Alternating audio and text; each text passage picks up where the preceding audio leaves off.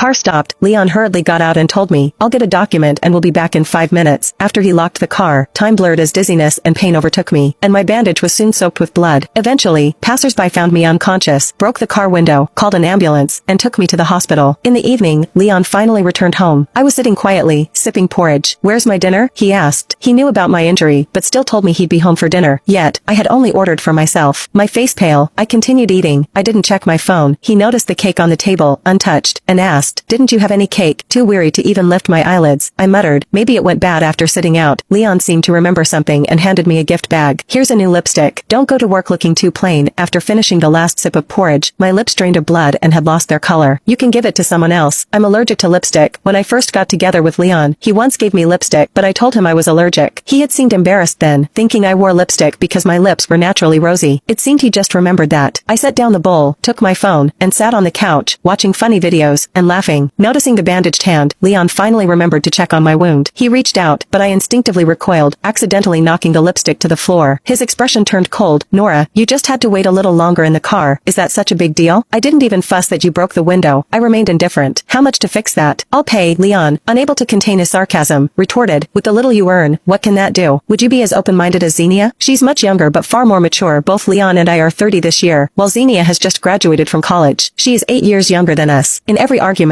Leon harped on about age. I used to fight back, but this time I remained calm, nodding. "Yes, you're right." Glancing at the time and realizing it was almost time to meet my friend, I grabbed my bag and left. Leon, thinking I was making another dramatic exit, his expression soured. "Nora, what now?" He actually chased after me, a change from his usual dismissive sneer, and retreated to his phone. I casually replied, "Just going home to get something." Leon opened his mouth but ended up saying nothing. I was actually consulting with my friend about divorce. My phone beeped. It was Leon, asking where I was. I didn't respond. My friend tentatively asked, "Nora, he never used to call when you went out before. Do you think he knows you're considering divorce and regrets it?" Everyone knew how much I loved Leon. Calmly, I asked, "If your ex-husband regretted it, would you go back?" She resolutely shook her head, no longer pressing the issue, and we discussed the divorce until late. I returned home in the early hours to find Leon lounging on the couch, watching his favorite basketball game, but glued to his phone. Seeing me, he didn't even look up. I ignored him and headed straight for the shower. After drying off and turning off the lights, I got into bed. Leon came in and without a word, hugged me from behind and began fondling me. I caught his hand and pushed it away forcefully. Annoyed, he slapped the light back on. "Didn't you say you wanted a baby?"